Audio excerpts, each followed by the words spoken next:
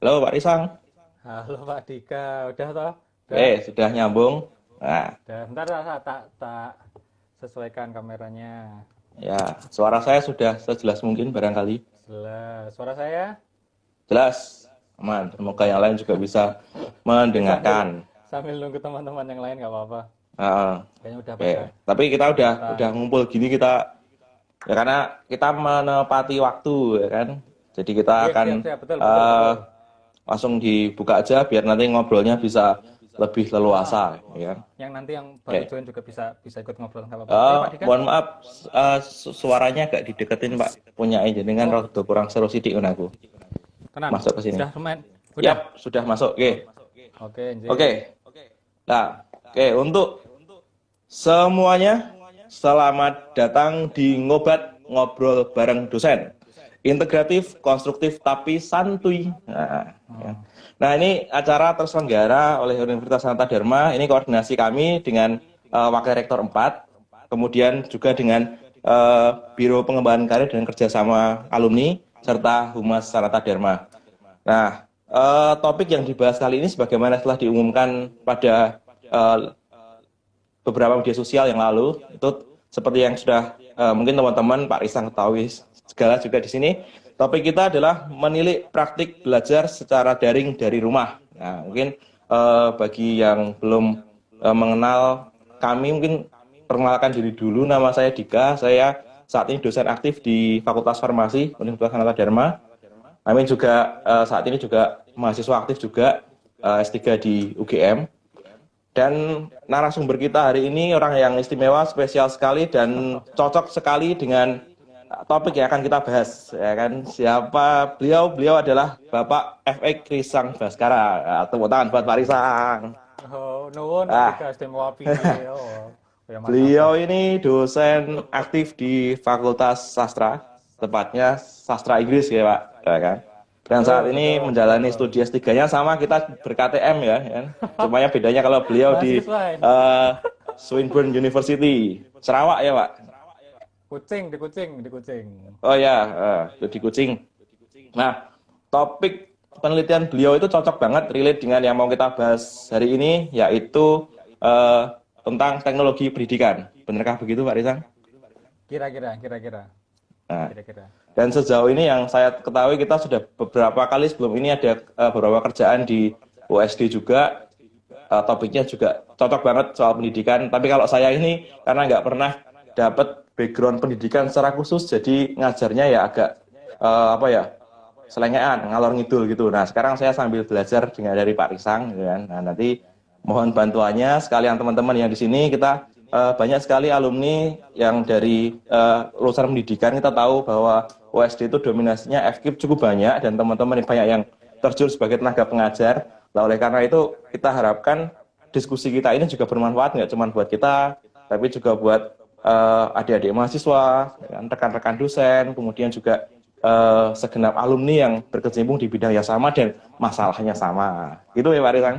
Ya, kira-kira, kira-kira. Sedikit Output dari acara hari ini. sedikit output dari acara hari ini. Nah, kalau eh, dasarnya dulu ya kan mungkin eh, ngobat ini muncul dari apa ya? Karena kita kan punya keprihatinan atas kondisi pendidikan di tengah pandemi COVID-19 saat ini. Sebagaimana kita ketahui, Indonesia itu sudah mulai terdampak COVID sejak kalau tidak salah bulan Maret kan, 2020. Dan sampai saat ini semua kegiatan termasuk pendidikan, kan, kuliah, sekolah itu dari rumah. Ya. Solusi taktis yang ditawarkan di semua jenjang pendidikan itu sama, kan, yaitu belajar daring dari rumah Dari masing-masing, rumah. kan, Oh. dari rumah, kan. Praktiknya tatap muka itu diganti dengan menggunakan platform pertemuan daring. Nanti ada Zoom, Webex dan kawan-kawannya. Ada penugasan juga, ada model evaluasi, kan. Ada yang menggunakan kuis secara daring, ada yang mungkin lebih tradisional, mungkin dikerjakan di kertas, di foto, dikirimkan dan sebagainya, gitu kan. Nah, namun ternyata banyak sekali timbul masalah, gitu kan. Nah, ini kami atau saya sendiri, saya pribadi ini, kan, yang sekolah yang lebih awam dibandingkan Pak Arisan di bidang ini loh, karena saya ya tahunya ya mungkin dari berita, dari cerita kanan kiri, gitu kan. ada banyak masalah, misalnya kemampuan dan tanggap teknologi dari masyarakat secara umum. Kemudian ketersediaan koneksi, koneksi internet pastinya, ya kan? Bukan orang dalam. Ya kan? Nah, kemudian satu lagi Betul. kondisi ekonomi. Nah, terus terang kalau kondisi ekonomi itu kita nggak akan memberikan solusi ekonomi, apalagi membahas masalah konspirasi itu bukan bidang kita ya Pak. Nah, tapi sekarang yang saya tanyakan pertama kali buat Pak Risang ini kan, menurut Pak Risang nih, ya kan, sebagai yang expert dan mendalami bidang ini, ya kan, bagaimana praktik pembelajaran daring secara umum yang diberlakukan atau berjalan saat ini? Monggo Pak Risang. Teman-teman Pak Dika. Jadi saya hari ini memang diskusi kita arahnya ke mengevaluasi dan merefleksikan kembali praktek-praktek baik yang kita laksanakan 3 bulan kemarin ketika pandemi Corona 19 gitu ya terjadi. Jadi saya ingin mengatakan bahwa pengalaman belajar secara daring yang kita laksanakan sekarang itu berbeda dengan pengalaman belajar di online courses yang memang sudah disiapkan dari awal sampai akhirnya untuk terjadi secara online.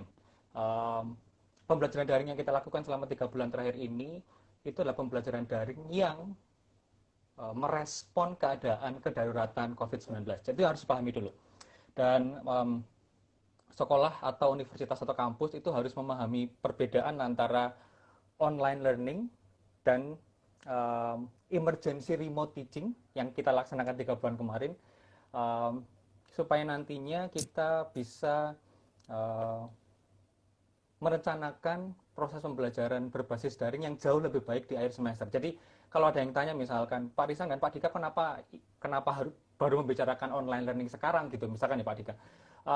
Malah menurut saya ini waktunya pas karena kita sudah mendekati ujian akhir semester, mendekati semester baru di tahun akademik dan tahun pembelajaran yang baru, sehingga kita perlu memikirkan bahwa harus ada evaluasi dan refleksi dari apa yang telah kita kerjakan selama 3 bulan terakhir di proses pembelajaran daring secara darurat sebagai tanggapan dari COVID-19. Kira-kira itu Pak Dika sebagai awalan. Kalau Oke, nah tadi monggo. saya tertarik dengan yang sedang disampaikan Pak Risang tadi. Nah, kita sebagai pengajar harus memahami dulu. Nah, apakah ada yang nggak paham Pak soal itu tadi, emergency remote teaching tadi mungkin ya, dengan online learning atau pembelajaran online. Nah, itu. Apakah ada yang belum paham? Kok itu penting dibahas ya toh? Sebenarnya gini, emergency remote teaching itu sudah lama dibahas, sudah banyak dibahas di awal-awal munculnya emergency remote teaching sebagai tanggapan COVID-19, Pak. Tapi karena memang yang saya bayangkan dalam acara hari ini juga ikut mengevaluasi mengevaluasi praktik itu, maka kita akan coba kembali ke awal gitu. Apa yang disebut sebagai online learning dan apa yang disebut sebagai emergency remote teaching, dan apa yang membedakan, dan membayangkan juga bahwa yang kita lakukan itu sebenarnya bukan online learning tetapi emergency remote teaching. Kita mulai ya Pak. Kita mulai misalkan ya, monggo. Jangan dibayangkan Pak, langsung eksekusi aja.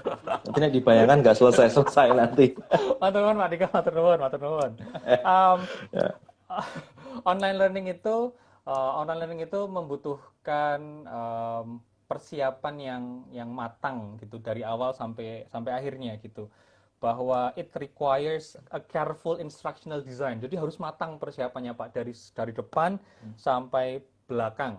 Paling tidak dari referensi yang saya baca ada 9 ada 9 dimensi yang patut dipertimbangkan ketika merancang sebuah online learning gitu. Ada modality, nanti teman-teman dan Pak Dika jika mau belajar, nanti saya juga bisa sebutkan referensinya. Ada modality itu bentuknya. Online learning itu bisa full online Pak, 100% online bisa, tapi juga bisa dicampur dengan pertemuan tatap muka atau nanti yang kita sebut sebagai blended gitu. Ada blended learning. Nanti blended bisa turun ke banyak. Ada hybrid, ada flip learning, sesuatu yang saya tekuni di penelitian S3 saya juga. Yang kedua adalah pacing. Jadi kecepatan belajar. Kalau Pak Dika dan teman-teman pernah ikut Coursera itu kan saya dan Pak Dika mulai Coursera-nya nggak harus sama, nggak harus hari ini. Saya sekarang, misalnya Pak Dika mulai minggu depan kan boleh. Besok atau Dan lusa gitu ya, Kak. Boleh betul, banget ya. dan selesainya juga berbeda, Jadi um, harus dipikirkan itu juga. Yang kedua pacing. Yang ketiga adalah rasio antara instruktur dan mahasiswanya. Yang keempat, pedagogi yang digunakan dalam online learning itu. Yang kelima, assessment. Yang keenam dan ketujuh adalah peran siswa dan guru yang tentunya akan sangat berbeda ketika mereka berada di ruang daring gitu ya, dibandingkan dengan ketika mereka bertatap muka di kelas. Dan kedelapan adalah yang sekarang nanti juga kita bisa bicarakan lebih jauh adalah jenis komunikasinya. Bisa synchronous atau asynchronous gitu ya. Synchronous berarti online pada saat yang bersamaan, sementara asynchronous tidak harus online pada saat yang bersamaan. Dan yang terakhir, yang nomor 9, yang sering lupa dan sering tidak dibahas adalah feedback. Feedback, Pak Dika. Jadi kalau online learning itu ada 9 dimensi yang harus dipertimbangkan. Dan karena begitu banyak dimensi yang dipertimbangkan, waktunya banyak. Investasi waktunya banyak. Jadi online learning itu boleh saya bilang sebagai sebuah ekosistem pembelajaran yang mendukung siswa itu ya Pak, ekosistem pembelajaran yang mendukung siswa. Karena ekosistem, maka dia butuh waktu untuk terbentuk satu dan butuh waktu untuk mengidentifikasi bagian-bagiannya. Maka satu hal. Menarik ini. Berapa lama Pak butuh ekosistemnya ini Pak? Wah, saya bukan ahli yang sebegitunya sih Pak, tapi intinya gini. 1 semester lah. 6 sampai 9 bulan persiapannya. 1 semester untuk menyiapkan online learning yang benar-benar online learning yang siap gitu. Nah, ini yang tidak terjadi di pembelajaran online yang kemarin kita lakukan sebagai respons dari pandemi COVID-19. Pandemi. Betul. Jadi untuk membedakan pengalaman belajar di online learning yang dirancang secara rapi dari awal sampai akhirnya, emergency remote teaching itu hanya perpindahan, bukan perpindahan, tetap hanya transisi temporer proses pembelajaran kita. Karena proses kegawat dauratan yang terjadi. Kalau tadi kita ngomong tentang modality, online learning bisa macam-macam Pak, full online, blended gitu. Tetapi kalau emergency remote teaching itu 100% dilakukan dari jarak jauh, remote. Jarak jauh, 100% Pak, 100%. Jadi karena memang tatap muka tidak dimungkinkan untuk terjadi. Terjadi ya. Betul. Dan karena temporer, begitu misalkan masa kegawat dauratannya sudah selesai, maka dimungkinkan untuk kembali ke moda pembelajaran sebelum terjadi pandemi. Kira-kira itu, Pak Dika. Nah, tujuannya sebenarnya. Tujuannya dari ini ya, menarik. Kalau tujuannya dari emergency remote teaching itu sebenarnya bukan membuat sebuah ekosistem pembelajaran ya. Kalau kita ngomong tadi tentang online learning, kita ngomong tentang ekosistem yang kuat, yang terbangun dengan rapi dan mendukung siswanya gitu. Kalau emergency remote teaching itu tujuannya bukan membuat ekosistem yang seperti itu. Emergency remote teaching itu sekali lagi menjadi respons dari pandemi, dan paling penting sebenarnya adalah menyiapkan proses pembelajaran dengan dua syarat. Yang pertama adalah syaratnya harus quick to set up, cepat dan mudah untuk dibangun. Dan yang kedua adalah reliably available. Nah, ini yang kadang-kadang dua hal ini lupa. Jadi quick to set up satu, sama reliably available harus tersedia. Kalau itu mudah untuk dibangun misalkan, tetapi tidak available bagi siswa, ya jangan. Sama aja ya. Misalkan sama aja untuk available, tersedia dengan mudah gitu, ada ketersediaannya ada, tetapi untuk membuat materinya, untuk membangun sistemnya lama, ya sama saja. Jadi tujuannya itu harus dua-duanya tercapai, Kira-kira gitu, Pak Dika. Praktiknya yang terjadi di awal-awal ketika muncul belajar dari rumah itu Pak Risan, itu sama-sama stresnya. Yang ngajar stres bikin materi atau pilih medianya, ya kan? Sesimpel itu. Ini yang ngajar ya, dari sudut pandang yang ngajar, jadi pengajarnya, guru, dosen gitu kan. dan juga kembali ke koneksi tadi internet. Lah dan juga dari mahasiswanya juga karena paling mudah dalam tanda kutip itu kan memberikan tugas.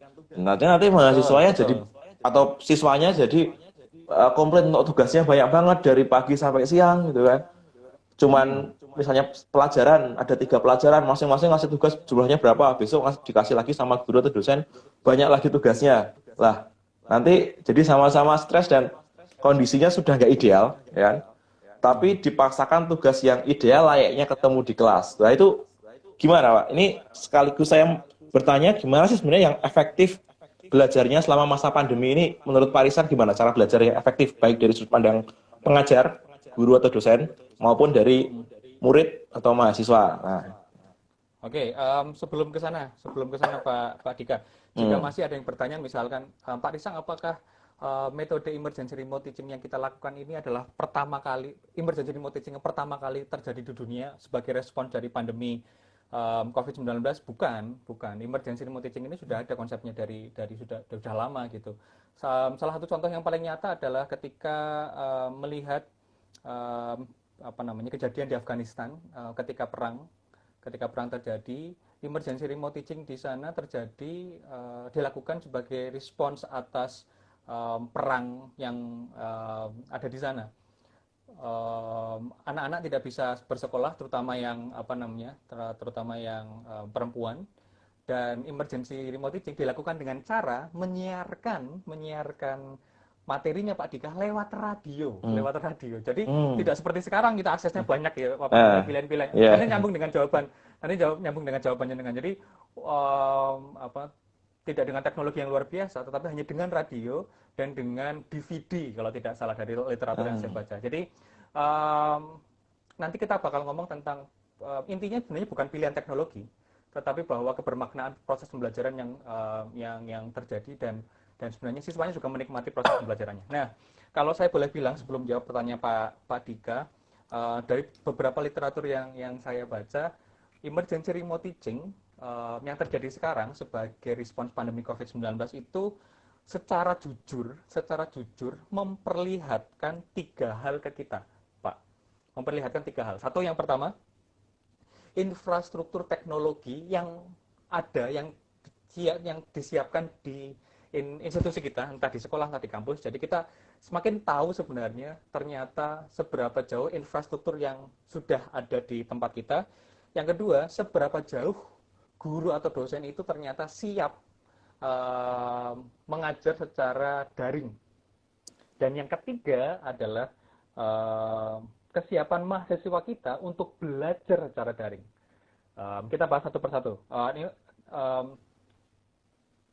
ERP, emergency remote silakan teaching silakan. ini Hmm, memperlihatkan jujur gitu. Infrastruktur, mungkin kita dulu membayangkan bikin penelitian tentang infrastruktur teknologi apa yang ada di institusi saya, misalnya di kampus atau sekolah. Nggak usah, lihat aja ERP, lihat aja praktek ERP, kita sudah kelihatan gitu. Lemot internetnya, servernya down misalkan, jebule dosennya ora duwe laptop sing kenceng gitu. Infrastruktur di sekolah, di level sekolah atau kampus, di infrastruktur di dosen, dan juga infrastruktur yang ada di aset anak-anak kita, di mahasiswa atau siswa kita. Jadi kita secara gamblang diperlihatkan fakta bahwa ternyata misalkan mahasiswa saya ternyata nggak punya laptop, punyanya cuma HP. Dan saya tidak tahu misalkan, HP-nya jadul, nggak misalkan, bisa misalkan seperti 4G gitu. misalkan. Jadi secara jujur memperlihatkan itu gamblang, nggak usah penelitian, nggak usah diajukan ke LPPM misalkan, sudah tahu. Nah, Langsung harapannya itu terbukti ya nanti Pak. menjadi bahan menjadi bahan evaluasi kita nanti ketika nanti kita bisa ngobrol lagi. Yang kedua, memperlihatkan secara gamblang tentang kesiapan guru, nyambung dengan pertanyaannya dengan. Kalau guru nggak siap dengan moda pembelajaran daring, yang terjadi adalah modalnya pembelajaran daring, tapi pendekatannya tatap muka tradisional. Ngasih tugas banyak, tapi nggak dikasih feedback, contohnya gitu. Jadi nanti kita ngomong juga apa yang seharusnya tidak dilakukan dan apa yang seharusnya mungkin bisa dilakukan ketika ERT. Dan yang ketiga yang mungkin harus banyak didiskusikan lebih lanjut, tidak hanya lewat pertemuan kita hari ini, adalah kesiapan mahasiswa kita dalam pembelajaran moda daring. Harus kita lihat juga, Pak Dika. Jadi jangan berasumsi bahwa Hmm, mahasiswa kita itu digital native, mereka itu bisa langsung memahami, enggak juga. Pemahaman itu muncul dengan akses. Jadi kalau HP mereka jadul ya, kalau mereka tidak punya banyak akses ke internet di luar kampus misalkan, maka em, ya sama saja. Maka kita nanti isunya juga bakal ngomong tentang kembali ke akses dan infrastruktur. Plus dalam Hmm. pembelajaran daring, peran mahasiswa atau siswa kita kan tidak bisa sama seperti ketika mereka di dalam kelas, yang disuapin materinya gitu kan nggak bisa. Hmm. Bahwa mereka juga harus mengembangkan apa yang kita sebut sebagai self-directed dan reflective learning. Itu juga harus dibangun, itu harus juga disiapkan ketika kita ngomong tentang pembelajaran daring. Jadi saya pengen bilang bahwa kita harus benar-benar berefleksi dari apa yang kita lakukan selama 3 bulan terakhir ini, dan jangan sampai kemudian kita gagal paham dan gagal belajar dari apa yang kita laksanakan, karena saya membayangkan semester depan di keadaan yang new normal, nanti Pak kita ngobrol lagi, di keadaan yang baru itu masih sama sebenarnya. Tidak mungkin tiba-tiba semester depan sudah mulai ketemu dengan dosen, nggak mungkin. Pasti ada mode pembelajaran daring yang Transisi. betul, kira-kira ke Nah, sana. Nah, nah, terus kalau menjawab pertanyaannya Pak Dika nih, kita mulai satu-satu ya. Kita mulai satu-satu. ya. Um, saya mulai dengan apa yang seharusnya tidak dilakukan saat melaksanakan IRT. Ada Ya, beberapa ini poin mengarah ke tadi ya, mana yang lebih efektif tadi ya Pak berarti Pak. betul, betul. Hmm. Sekali lagi ini hanya obrolan Pak Dika, dan nanti teman-teman yang nonton juga bisa bisa berkontribusi. Paling tidak ada beberapa poin yang saya sarikan dari beberapa literatur dan dari beberapa cerita teman-teman, praktek-praktek baik yang dilakukan oleh teman-teman kita yang mengajar dalam dalam masa pandemi ini. Jadi yang pertama itu jangan memberikan banyak tugas. Satu Pak, nomor satu itu loh, prioritas nomor satu. Nah, ini. Jangan Nah, ini memberikan banyak tugas. boleh Karena dicatat nih ya. Satu, jangan memberikan banyak tugas. Langsung nanti murid-murid, mahasiswa bahagia, tugasnya secukupnya aja gitu kan. Tapi karena kan gini, karena nggak titik di situ ya Pak, ada lanjutannya Pak. ya Ayo, silakan. enggak. Jadi gini, kali gini. Apakah tugas perlu? Apakah tugas perlu? Iya perlu. Tetapi bahwa jumlahnya yang kemudian harus menjadi pertimbangan, karena mereka tidak belajar dalam lingkungan belajar yang ideal. Hmm. Em, Mereka juga tidak berada dalam lingkungan di mana mereka mendapatkan pendampingan belajar yang ideal dari guru atau dari apa namanya dari orang tua atau dari bahkan teman-teman mereka sendiri. Jadi konsep memberikan tugas itu harus berbeda ketika um, kegiatan emergency remote teaching ini terjadi. Jadi kalau jumlahnya sama, tugasnya seperti sebelum emergency remote teaching, yo ngawur. Yo ngawur bahwa berarti nggak apa-apa pas kali-kali ngomong kayak Hmm. gini Pak, mumpung online. Nggak apa-apa, ngegas, ngegas gitu ya. Berarti belum memahami bahwa ini itu emergency remote teaching. Iki Nah, kudu ini kondisinya kelas emergency, ini darurat itu kan. Kita, emergency ini maka kondisi nggak normal, jangan dipaksain normal gitu kan. Kalau kita semua betul. yang semua yang dipaksakan itu sakit Pak. Gitu. Waduh, jo ambiar hari ini. Ya, biar ini kan sudah mulai sore kan anak-anak senja sudah mulai menyiapkan Kumpul kopinya ya, nanti untuk arep buka berbuka gitu. puasa. Nah, gitu. Ya, terus nyambung dengan poin saya berikutnya, Pak. Poin saya berikutnya. Jadi yang terjadi sekarang adalah ketika banyak teman-teman, misalkan yang teman-teman masuk, Pak, kok tugasnya kayak banget ya? Oke, satu, tidak boleh banyak tugas. Disesuaikanlah jumlahnya. Kalau ada yang tanya jumlahnya berapa ya, saya tidak tahu. Tergantung masing-masing dosen, tergantung masing-masing apa. Dan eh, kedalaman yang mau disampaikan Pak pastinya. betul, betul. Tetapi intinya adalah tidak boleh terlalu banyak tugas yang diberikan kepada siswa. Apalagi jika tugas-tugas tersebut tidak diberi feedback. Selesai. Hmm. Tugas yang diberikan harus selalu diberi feedback. Lainnya nggak dikasih feedback, nunjuk ngopo. Ngapain diberikan? Ya mending nggak usah no. Kan gitu toh. Selesai ngetes. Lalu pelaksanaan pembelajaran secara agak lebih utuh Pak. Jadi antara pemberian tugas dengan konteks tatap muka itu baiknya menurut Pak Isang yang kayak gimana? Ya. Berarti kan kita ngobrol Nah, tentang apa namanya moda komunikasi tadi. Apa ah, namanya ada asynchronous, ada synchronous. yap. Yang sekarang terjadi yang dan di apa namanya dan di eh, dikomplain gitu kan ketika misalkan ada beberapa dosen atau guru yang sangat fokus ke mode komunikasinya sinkronis. Jadi seneng banget bikin pertemuan virtual gitu. Nah, Virtual terus di meeting capture virtual gitu ya. di foto terus Ya. sebenarnya nggak boleh loh Pak, itu sebenarnya nggak boleh Oh ya, tanpa nggak izin boleh lah. ada loh, Untung ada saya cuma aturannya. repost dulu. Oke, Nggak terima boleh kasih tanpa infonya, Pak. harus seizin yang ada di sana ya kalau Zoom ya. Oh Jadi ya. kalau mau Zoom harus di foto gitu, harus izin teman-teman nanti ini boleh saya posting ya. Kalau nggak ada yang bilang nggak boleh, itu mukanya di blur atau nggak diupload sama sekali. Itu juga pembelajaran baru bagi saya ketika mau ngupload yang kayak begituan. Ah, Hati-hati ya Pak, hati-hati ya, ya. hati-hati. Berarti Apalagi di kalau bawah apalagi di bawah umur loh, apalagi di bawah umur. oh iya. Hati-hati, hati-hati. Oke lanjut. Ya, Sebenarnya ya. saya pengen bilang ke sinkronis dan asinkronis itu harus dikombinasikan. Kombinasikan. Nah. Betul, dan harus kombinasi dan seimbang.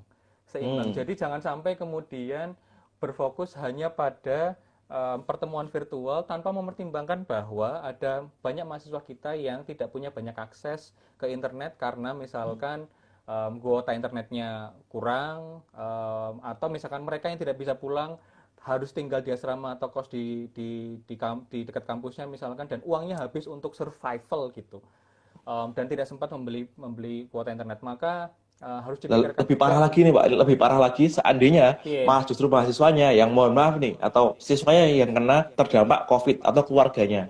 Nah, itu kan Nah, lebih itu ngeri lagi, Pak. Ya.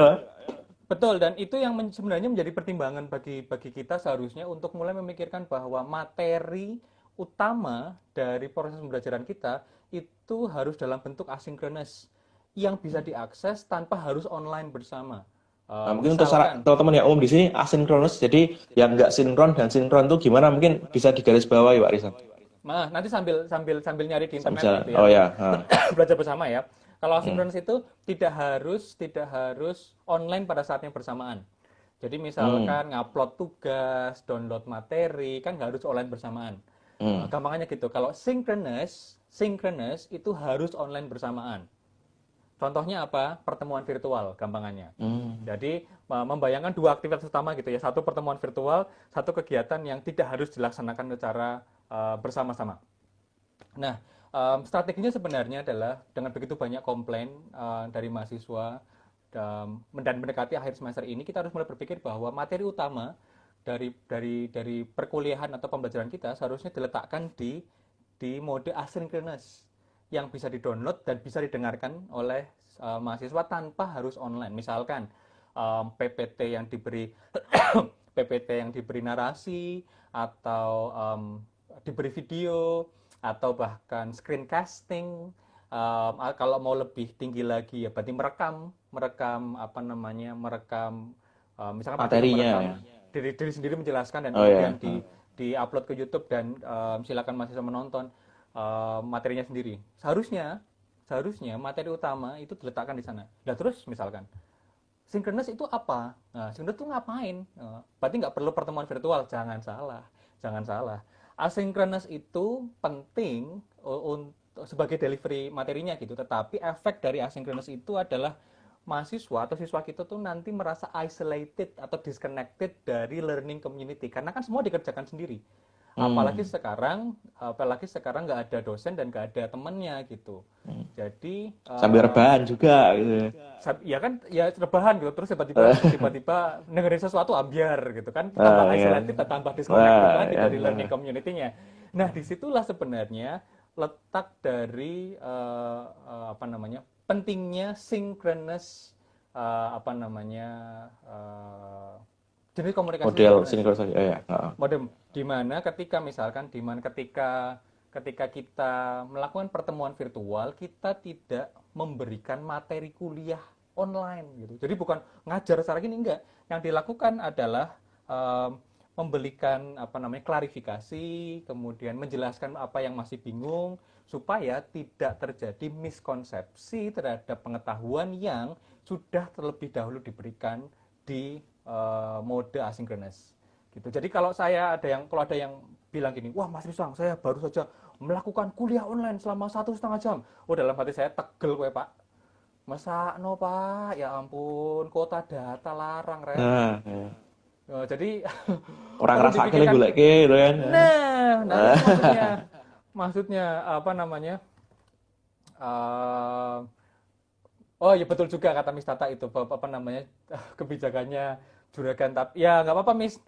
Namanya juga bagian dari evaluasi. Jadi akhirnya hari ini kan kita arahnya juga ingin mengevaluasi sebenarnya apa yang kita lakukan itu efektif dan efisien dan harapannya sebenarnya bisa memberikan kontribusi karena kita sudah mulai hampir mendekati akhir semester dan harapannya ada sesuatu yang bisa kita kembangkan dan perbaiki untuk praktek di semester ke depan. Jangan sampai kemudian semester depan prakteknya masih seperti ini Pak Dika. Ya sama aja, Iya. jadi semester baru tapi pendekatannya masih emergency. Ya nggak bisa juga. Berarti kita harus Eh, memisahkan ya Pak Rizal. Kondisinya kalau yang sekarang semester ini kan akan berakhir.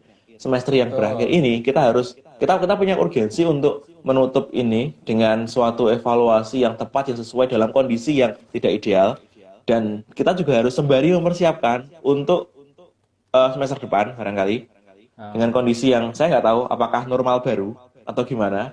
Tapi setidaknya kita sudah siap dengan pembelajaran yang benar-benar online learning, bukan sekedar emergency lagi yang sama-sama masih kita nggak siap, masih masih tetap darurat kayak gitu kan. Jadi kita harus memisahkan dua konteks itu, bener ya? Jangan-jangan saya salah ini.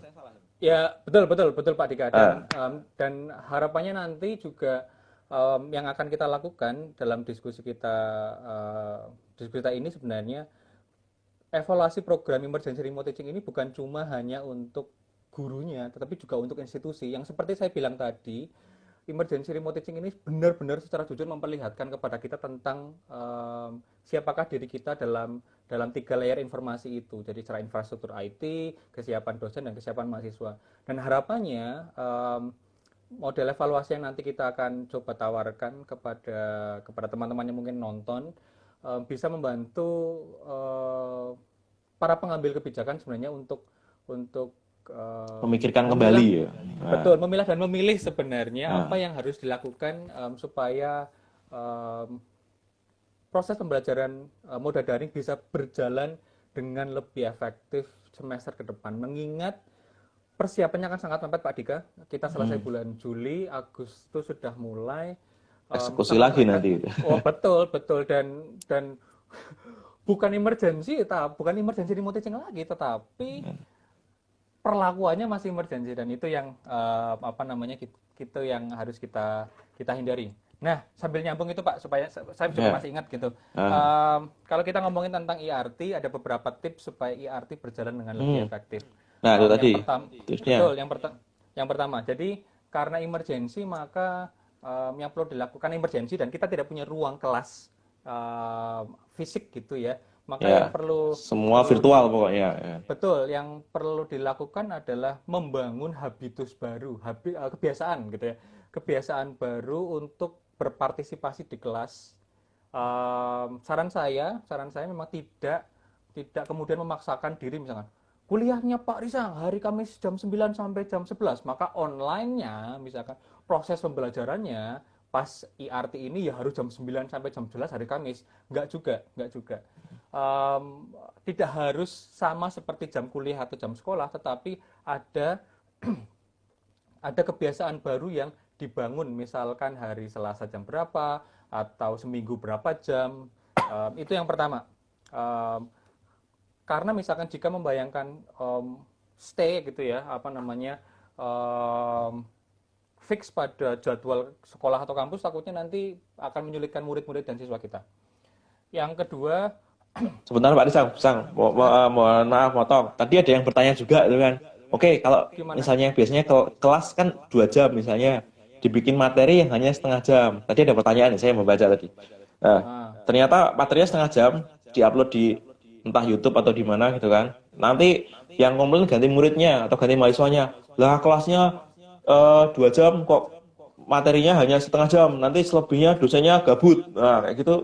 Nah, gimana itu? Ini kita bisa saling meluruskan nih, Pak.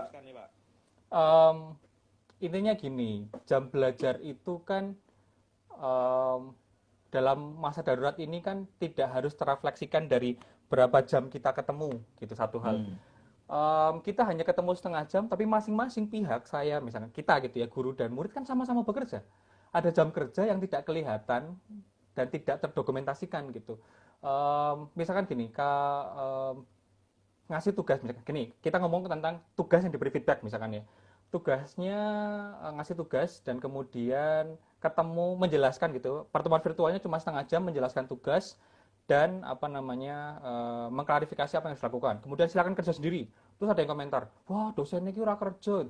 Bayangkan, assignment yang nanti kamu kumpulkan itu masih harus dikoreksi dan waktunya itu lebih dari 2 jam waktu di kelas. Maka dan bebannya pun sama dan manajemen apa namanya manajemen koreksi atau pemberian feedback yang dilakukan oleh dosen itu juga tidak mudah karena dosen juga sedang mengalami masa darurat yang sama. Jadi jangan kira dosen itu leha-leha. Membayangkan misalkan ada mahasiswa yang mungkin jadi korban, dosen juga sama.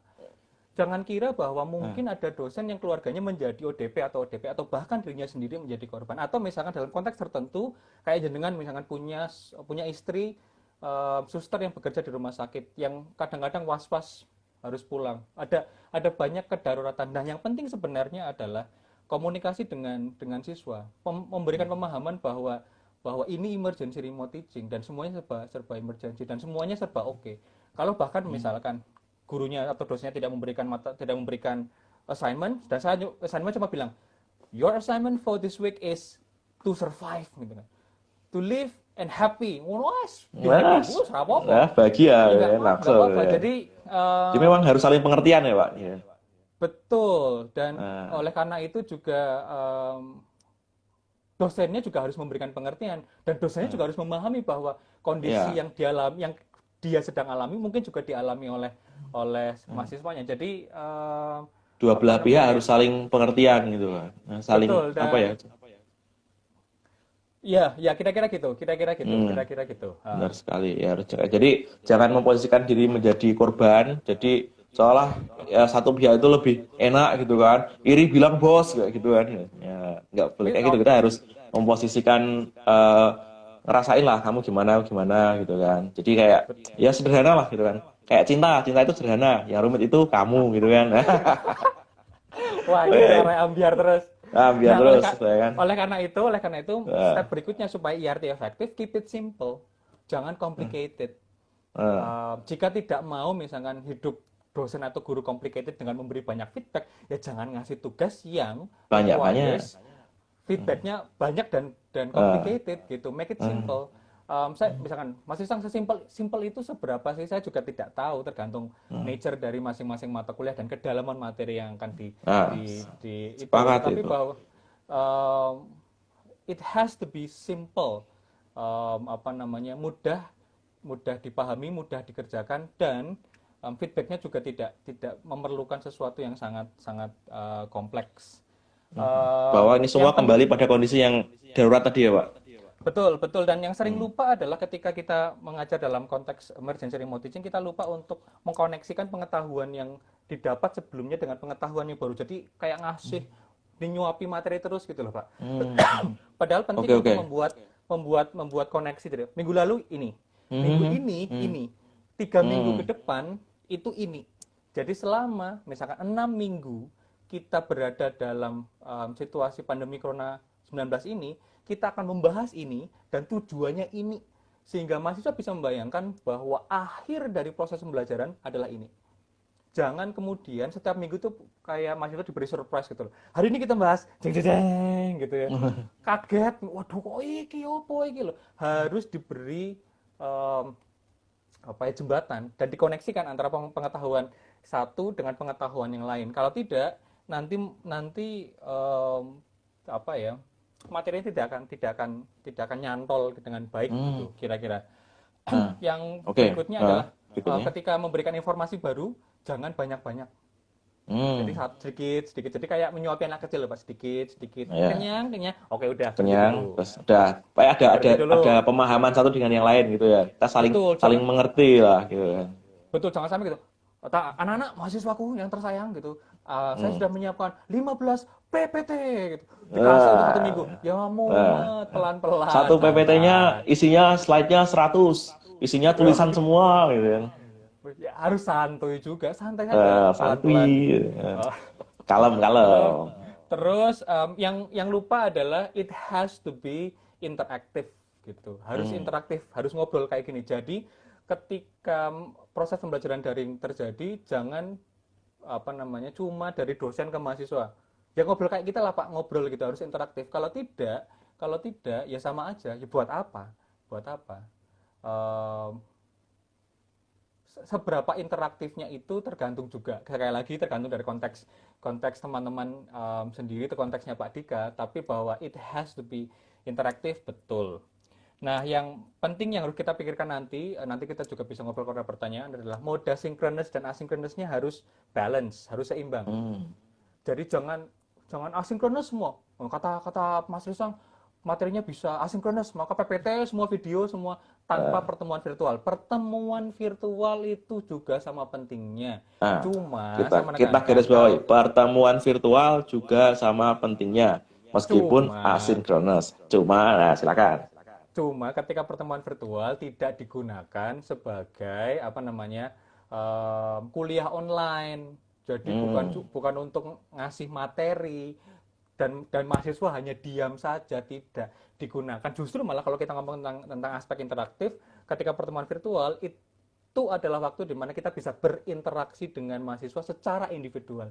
Jadi misalkan, Hmm. Mas Dika gimana kabarnya, sehat misalkan gitu. Oke, Sehat, tugas-tugasnya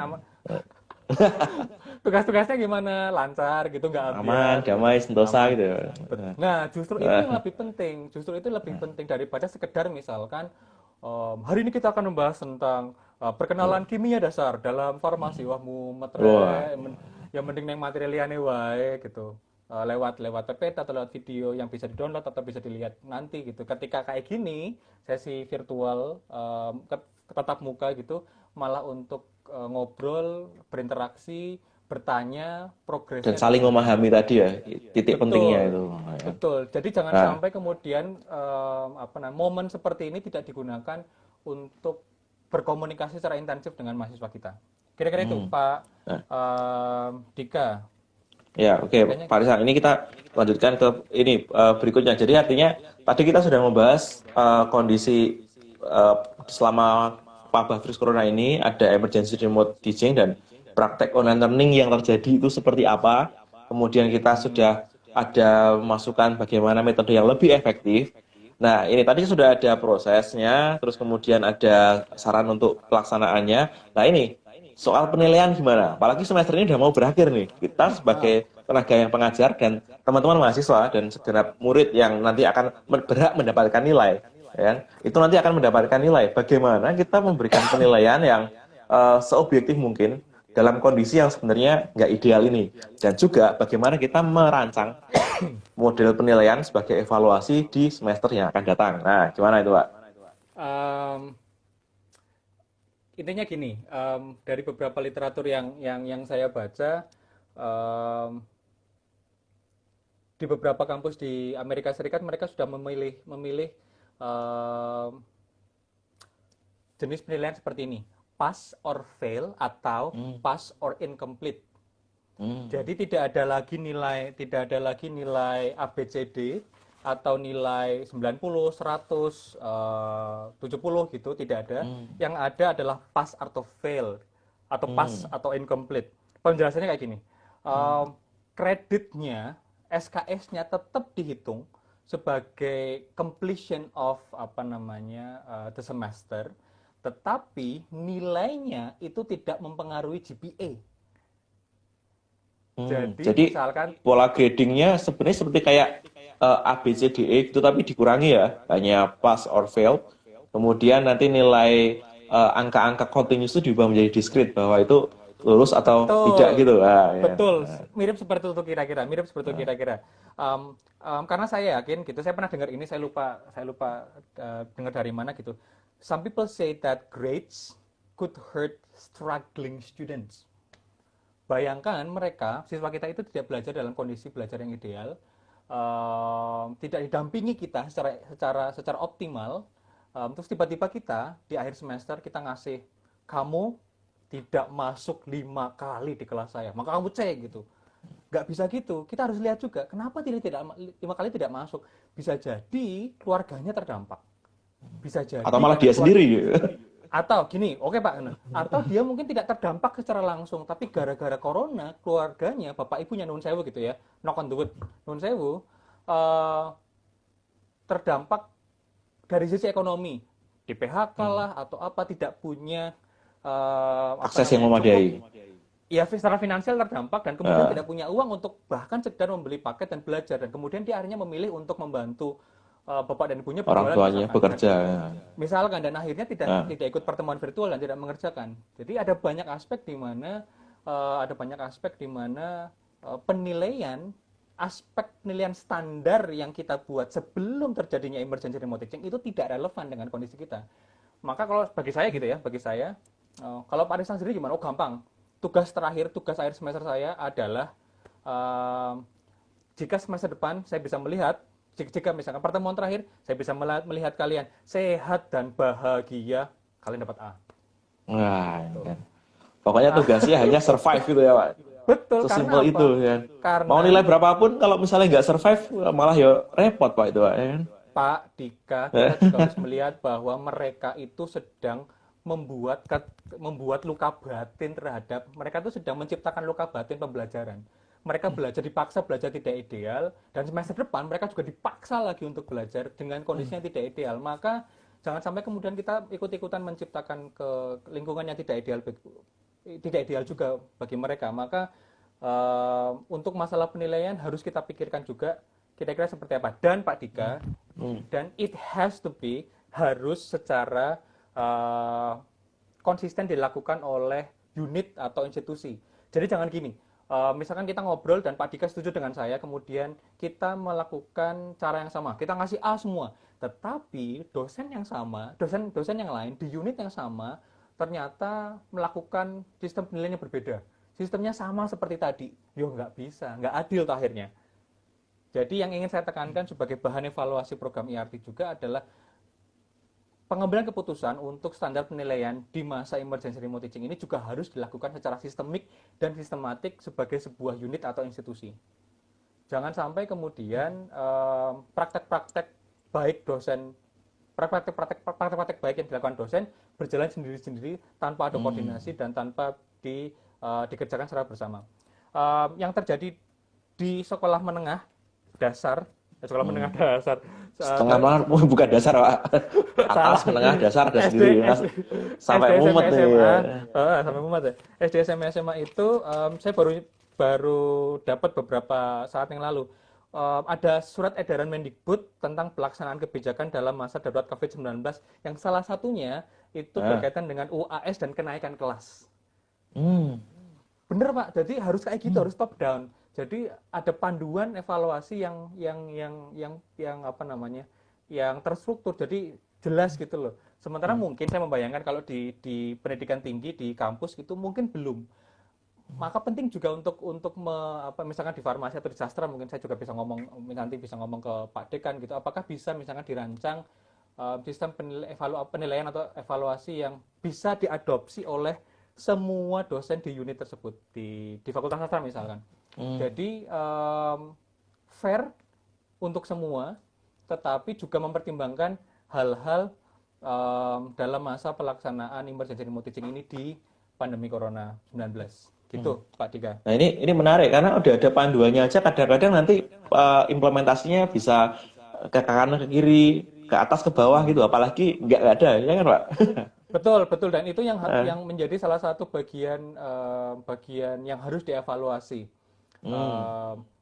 Harus dikoordinasi, harus memiliki standar yang sama. Misalkan pada titik tertentu ternyata unit A misalkan kami mau pakai standar yang sama seperti sebelum pandemi, ya nggak apa-apa, tapi konsisten dilaksanakan misalkan, meskipun gue jadi ngawur kali ya, tegel setengah mati masa umur itu, tapi konsisten gitu. Misalkan Pak Dika dan saya misalkan kita satu unit satu fakultas misalkan, cara penilaian kita diadopsi oleh yang lain, dan dari satu fakultas itu semua dosen ngasih ya boleh juga, nggak apa-apa, tapi harus konsisten dan dilaksanakan secara bareng-bareng oleh pengajar di unit tersebut gitu. Hmm. Sekali lagi Nah, Pak Dika, nah, ini adalah hmm, hmm. bacaan saya dari berbagai macam literatur yang saya baca sekaligus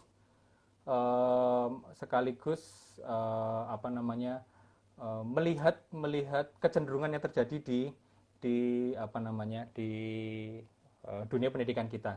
Kira-kira gitu. Hmm. Kalau misalnya pendekatannya gitu kan tadi sudah sampai penilaian ya, gitu kan.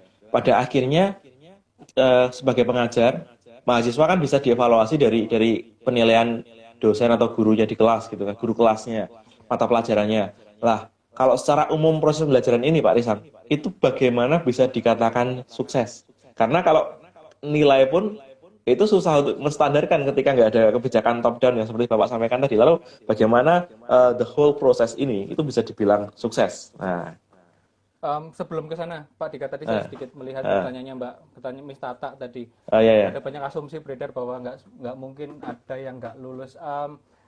Saya tidak saya tidak beradvokasi bahwa um, apa namanya tidak ada evaluasi atau assessment di akhir semester. Ada, Miss, tetap harus ada, tapi bahwa ada banyak pertimbangan yang harus dipertimbangkan, ada hal yang harus dipertimbangkan sebelum nantinya sebelum nantinya memberi nilai gitu.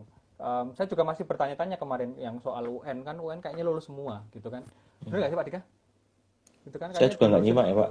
Um, Tapi pada akhirnya ke situ semua. Nanti lulus jalur corona nanti istilahnya. tapi gini Misalnya, yang ingin saya sampaikan adalah apapun keputusan teknik dan standar assessment yang dilakukan oleh suatu unit itu harus berkesinambungan ke semua staf pengajarnya. Jadi jangan sampai kemudian satu dosen dengan dosen yang lain, satu guru dengan guru yang lain itu punya teknik atau assessment yang berbeda dalam menanggapi proses kedaruratan ini. Nanti yang terjadi adalah siswa kemudian punya punya apa namanya eh, Punya pemikiran. perspektif berpikirnya, Nah, kok Pak Dika kok yang ini, kok Pak Risang kok yang ini, kok beda-beda gitu. hmm. Sebagai sebuah institusi kita harus punya suara yang sama um, untuk mendukung murid-murid kita. Apapun keputusannya, mau A semua, mau pass or fail, mau pass or incomplete, tapi semuanya harus saya kira mendukung mahasiswa kita. Kalau jenengan misalkan tanya, Miss Tata dan Pak Dika tanya, kalau Pak Risang gimana? Saya A semua. Saya mending A semua, tetapi semua sehat secara fisik dan psikologis supaya semester depan saya bisa bertemu dengan murid-murid saya lagi dengan sehat dan bahagia. Kira-kira gitu. Tapi itu dari personal saya. Suara saya tidak merepresentasikan suara Keseluruhan institusi dimanapun manapun. ya. Betul gitu. Tetapi itu yang saya bayangkan. Nah, menanggapi pertanyaan Pak Dika, Nah, seperti kesuksesan saya dari bilang proses tadi, tadi. betul. Seperti saya bilang tadi, emergency remote teaching ini memberikan gambaran secara jujur kepada kita tentang apa yang terjadi di institusi kita. Nah, untuk mengevaluasi apa yang kita lakukan di emergency remote teaching ini, eh, saya menawarkan apa model evaluasi yang namanya itu CIPP, CIPP ya. CIPP.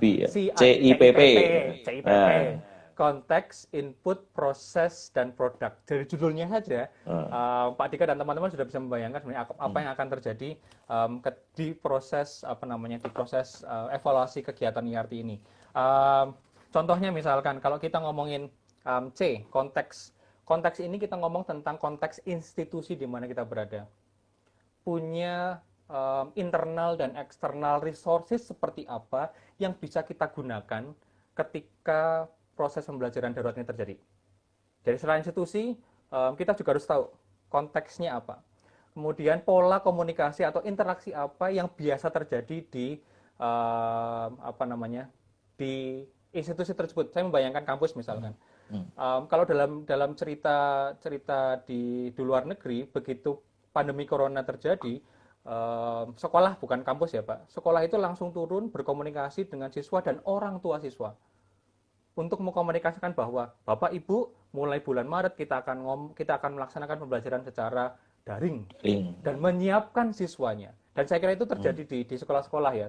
Di kampus mungkin berbeda caranya mungkin ya. caranya, tetapi bahwa yang penting bahwa kita juga harus mulai melihat institusi kita mengevaluasi apa yang dimiliki oleh institusi kita. Kemudian yang input kita ngomong 3 layer. Kita ngomong 3 layer input. Satu, kesiapan infrastruktur Infrastruktur, ya. teknologi. Betul. Yang kedua, kesiapan staf pengajar dalam mengajar secara daring. Itu yang penting, Pak. Itu yang penting. Dan yang ketiga adalah kesiapan mahasiswa atau siswa kita untuk belajar secara daring juga. Nah, itu harus dievaluasi. Jadi dari praktek baik emergency remote teaching kita lakukan, kita juga harus mengevaluasi nih. Jadi jangan cuma dianggap sebagai, wah ini praktek baik nih, berarti udah gitu. Jangan. Pengalaman-pengalaman itu harus dievaluasi dan direfleksikan serta didokumentasikan dengan baik. Jadi ada berapa yang punya HP dan laptop gitu ya. Servernya gimana untuk infrastruktur, untuk kesiapan dosennya dosennya siap atau tidak dengan harus nantinya membuat sumber belajar digital gitu. Siswanya siap tidak ketika diberi tugas dan harus mengerjakannya gitu. Jadi diingat-ingat ya nanti Pak Dika, saya diingatkan ya, bahwa ini jangan sampai hilang gitu, jangan hilang. Tapi ini sebentar Pak, ini ada input yang baik dari Pak Oda ini, WR4 kita ini Pak kan. Bos. Wah, ya. Halo Pak Oda. Ampun Pak. Nah, pengalaman mengajar beliau ini, ada blessing in disguise di mana mahasiswa jadi semakin kemampuan digital literasinya mungkin lebih berkembang luar biasa di sini. Karena saya nggak tahu apakah ini the power of kepepet atau gimana gitu kan terjadiannya, tapi mereka mulai semakin terbiasa dengan kondisi teknologi yang mereka hadapi saat ini gitu kan. Jadi sama Pak Dika, ya kan? Pak Dika. Inputnya juga mereka juga akan improve ya Pak ya. Sama dengan dosen, jangan salah loh. Ada dosen-dosen kita yang tiba-tiba pinter sekali ya, karena ilmu of kepepet. Tapi justru itu yang menjadi hal yang penting untuk kita evaluasi dan kita refleksikan. Betul, misalnya yang baru saya omongin sekarang. Jadi, tapi jangan sampai kemudian ini dianggap sebagai sesuatu yang biasa saja. Tidak, keadaannya memang darurat. Nah, hasil dari pengalaman yang darurat ini harus didokumentasikan, refleksikan dengan baik supaya misalkan semester depan kita bisa menyiapkan dengan baik. Kita bisa ngomong, dosen ternyata kemampuan untuk screencastingnya meningkat, catat centang. Screencasting dengan menggunakan aplikasi apa? Loom, Screencastify, atau Screencast-O-Matic itu harus dicatat juga supaya semester depan bisa diidentifikasi dengan baik. Ingat, online learning Pak Dika itu sebuah ekosistem. Sebuah ekosistem yang harus dibangun dan diidentifikasi dengan baik. Jadi arah dari evaluasi ini ke sana gitu ya. Ini baru kita ngomongin input ya. Nah, yang penting adalah berikutnya untuk didokumentasikan, dievaluasi dan direfleksikan adalah prosesnya.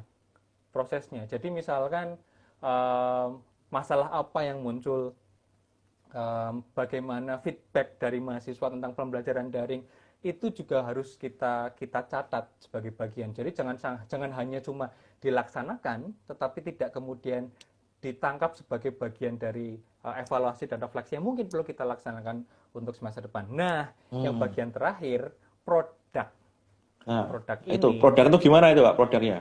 Produk itu berkaitan dengan performance atau learning outcomes yang diproduksi oleh mahasiswa. Yang tadi kita omongin sebagai grading itu tadi. Apakah hanya melekat ke mahasiswa Pak? Oke. Kalaupun ada evaluasi, benar Pak, benar. Kalaupun ada evaluasi pembelajarannya pun harus disesuaikan. Jangan sampai kemudian item evaluasi pembelajarannya sama seperti sebelum pandemi corona. Yakin Pak, remuk dosennya. Berat ya. Dievaluasi mahasiswa, remuk banget, tetapi dari Indo aja berat, apalagi tambah kayak gini ya. Jangan repot gitu. Tapi harus ada mekanisme evaluasi pembelajaran lain gitu, atau itemnya lain yang dilakukan oleh mahasiswa. Jadi ada dua hal gitu, evaluasi performance gitu ya, mengecek pemahaman mahasiswa tentang materinya, serta mengecek evaluasi pembelajaran yang dilakukan oleh guru atau dosen. Jadi saran saya yang pertama, kita ngomong tentang isu grading. Sebentar Pak, sebentar. Ini ada peringatan, dia akan berhenti setelah 10 detik. Nanti kita bisa kembali lagi ke sini ya barangkali. Siap. Berarti memang waktunya. Jadi nggak apa-apa. Gitu kan. Ya nggak apa. Tapi kita tetap mematuhi yang di awal ya. Jadi ini kan Pak Sam ini udah sampai di garis hampir akhir ya kan di produknya. Nanti setelah ini kita kasih kesimpulan dan barangkali kita bisa menutup kegiatan ini sambil nanti teman-teman yang berpuasa bisa segera Oh di arah iya. WIB bisa buka puasa ya gitu. Silakan ini sambil Ah. ngabuburit. Silakan lanjutkan, Pak. Yang terakhir tentang evaluasi tadi. Jadi ada dua hal yang mungkin bisa kita jadi pertimbangan gitu. Evaluasi pembelajaran yang dilakukan oleh guru atau dosen tidak boleh sama seperti evaluasi pembelajaran sebelum terjadinya pandemi corona.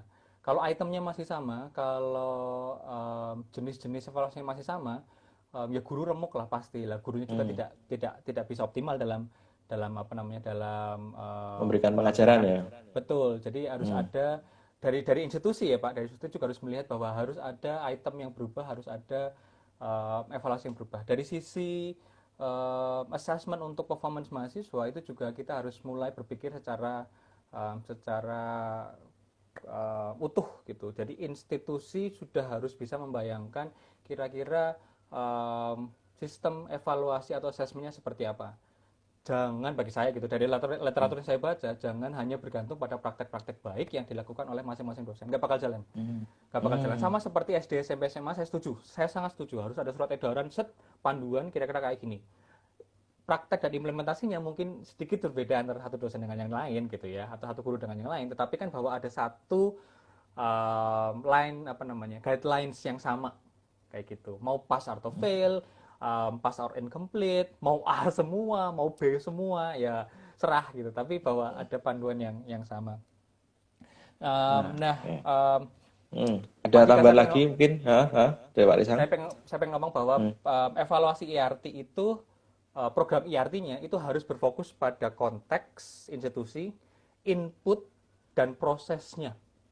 Ini tidak akan kita lihat karena memang secara apa namanya secara lingkungan belajarnya tidak ideal. Tapi hmm, ini konteks input dan proses ini akan kita bawa nantinya ketika kita mengevaluasi program emergency remote teaching yang kita lakukan 3 bulan kemarin untuk mendapatkan apa namanya sesuatu yang bisa kita bawa sehingga praktek mengajar secara daring di semester berikutnya bisa kita laksanakan dengan jauh lebih baik. baik. Kira-kira gitu. Hmm, oke.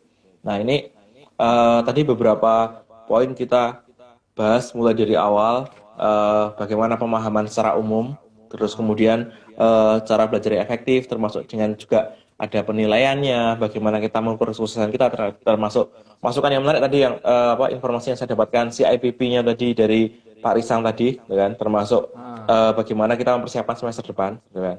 Nah, ini sebelum nanti saya berikan beberapa garis-garis apa yang bisa saya garis bawahi gitu, maksudnya kalimat-kalimat yang bisa saya garis bawahi sebagai kesimpulan. Mungkin Pak Risang ada yang mau ditambahkan dulu, mungkin saran secara umum, secara global bagi baik tenaga pengajar, dosen, guru, dan juga bagi mahasiswa sebagai objek yang menerima pembelajaran. Tapi bahwasanya ini dua pihak yang saling harus bekerja sama, ini kita harus tetap pahami. Gimana Pak Risang? Mungkin saran dari Bapak.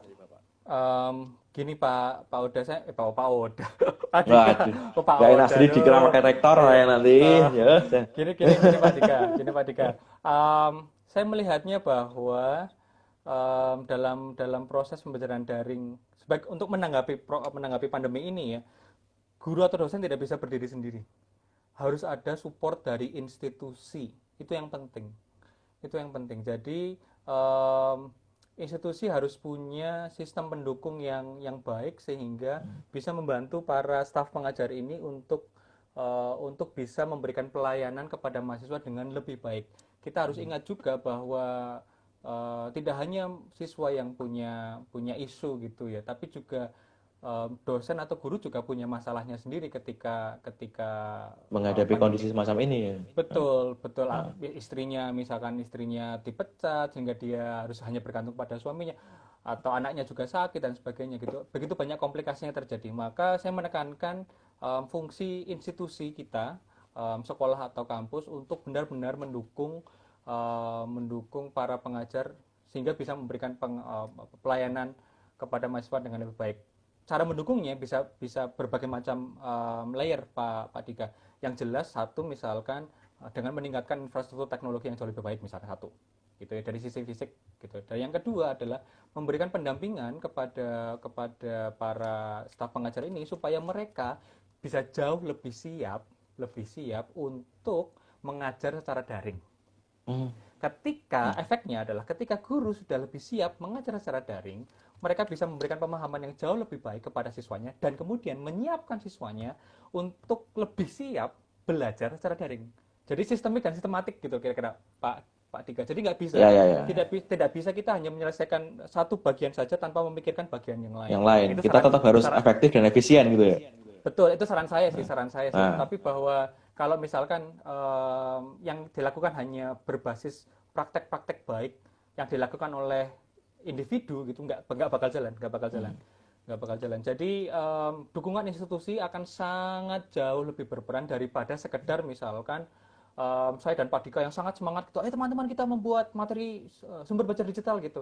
Tapi kalau tidak ada dukungan dari institusi sama saja. Nah itu yang menjadi bagian evaluasi penting program emergency remote teaching yang kita lakukan selama 3 bulan ini.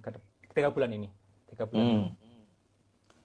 Oke. Nah, menarik sekali. Ini saya juga belajar banyak dari ini karena ya seperti saya bilang di awal tadi, saya bukan orang yang background di pendidikan meskipun akhirnya terjun pada dunia pendidikan.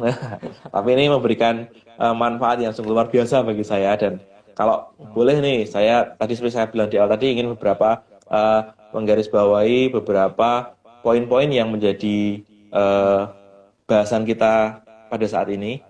Jadi yang pertama kita harus memaknai bahwa yang kita lakukan kemarin itu sudah adalah ERT tadi, emergency remote teaching. Jadi kondisi darurat di mana kita menghadapi pandemi tapi proses belajar harus tetap berjalan. Jangan ini dikonsep seperti online learning yang sudah terstruktur dengan baik gitu kan. Nanti sama-sama ambiar baik mahasiswa maupun dosennya atau gurunya ya kan. Kemudian dari rekomendasi seperti tadi disampaikan oleh Pak Risang untuk bagaimana belajar yang efektif sudah kita bahas bersama bahwa kondisi seperti ini pembelajaran yang asinkronus itu menjadi pola yang mungkin bisa cukup efektif. Meskipun demikian kan bahan digital tadi memang harus disertai dengan pertemuan virtual bukan untuk menyampaikan materi yang sangat banyak tapi untuk memberikan saling berkomunikasi, ada feedback di sana, tukar pikiran dan sebagainya untuk meluruskan beberapa pemahaman yang harus dibenahi untuk pendalaman materi yang lebih baik lagi seperti itu ya. Betul. Nah, kemudian untuk evaluasi tadi penilaian mungkin ada perubahan pola penilaian itu tergantung pada kedalaman dari masing-masing mata pelajaran atau mata kuliah gitu kan. Nanti bisa disesuaikan juga dan untuk kesuksesan secara umum nanti bisa kembali kita mengatakan kembali. Pak, kameramu Pak. Ya, sorry. Kepecet. Nah itu evaluasinya secara umum nanti kita bisa pada pembelajaran yang kita sudah lakukan itu suksesnya kita bisa kembali ke CIPP tadi, ya kan? CIPP itu adalah apa tadi? C-nya konteks, input, proses, dan produk. Nah, semacam itu. Oke, mungkin seperti itu ini kita agak lebih 10 menit ya, tapi untuk semuanya mohon maaf, tapi semoga ini tidak menjadi hal yang membuat saya boleh ngomong terakhir nggak? Boleh banget loh. Jangan terakhir Pak, jangan terakhir serius. Anak istri Bapak gimana kalau ngomongnya terakhir? Silakan. Sekaligus promosi bahwa ngobat ini bukan acara yang pertama dan terakhir, akan ada series. Oh ya, ini bukan alfa dan omega ya Pak? Betul, ini alfa. Ini alfa. Tapi bukan omega. Bukan, akan ada acara yang lain. Maka saya ingin menyambung, nanti Pak Dika juga bisa menyambung yang sekiranya bisa menjadi bahan diskusi di program ngobat berikutnya. Intinya saya pengen bilang gini Pak Dika, jangan sampai kemudian kita berpikir bahwa semester depan itu sudah aman dan kita bisa kembali ke proses belajar mengajar sebelum pandemi corona terjadi. Tidak. Pandemi ini mengubah lanskap proses pembelajaran yang terjadi di tempat kita, di institusi kita. Maka kita tidak boleh melupakan proses yang terjadi, yang proses yang kita lakukan, yang kita laksanakan di ERT ini. Skill set yang kita dapatkan selama emergency remote teaching ini harus kita bawa besok di semester depan dan semester berikutnya. Jangan sampai dilupakan. Dan ingat, kita nanti bisa ngomong banyak, ada yang memperkirakan bahwa ada gelombang kedua dari COVID-19 ini, dan kemungkinan Tapi kita doa yang besar terbaik juga, lah ya Pak, gitu. misalkan knock on the wood gitu. Tapi intinya begitu kita tidak melupakan skill set yang kita dapat dari ERT, begitu ada kondisi di mana ERT-nya dilaksanakan kembali, kita saat itu Pak Dika, saya berjanji gitu ya, saya kalau tidak dilupakan, saat itu kita akan jauh lebih siap. Amin. Monggo ditutup. Mantap nih. Oke, tadi kesimpulan sudah, pesan sudah, dan tadi saya juga mengamini apa yang Pak Rizal sampaikan, bahwa Semoga Ngobat ini bukan acara yang pertama dan terakhir. Siapa tahu nanti akan ada seri berikutnya, dan orangnya ganti, nanti bosan lihat kita terus, nanti ganti siapa itu kan. Saya Jangan lupa percaya ini nonton, adalah jangan lupa niat nonton yang baik. yang lain. Yang udah nonton besok nonton lagi, gitu kan. Ya, Terus semangat nih Tata, betul semangat. terima kasih buat yang nonton dan sudah setia sampai saat ini, ini kan.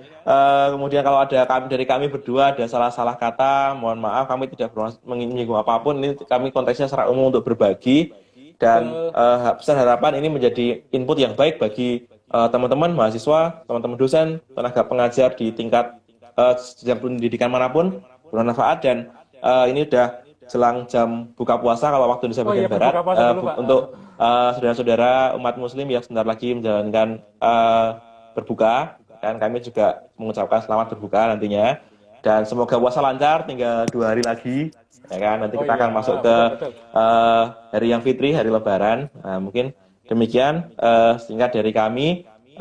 Terima kasih sekali lagi untuk semuanya. Terima kasih Pak Dika. Terima kasih semuanya. Besok tetap di Ngobat, integratif, konstruktif, tapi santuy.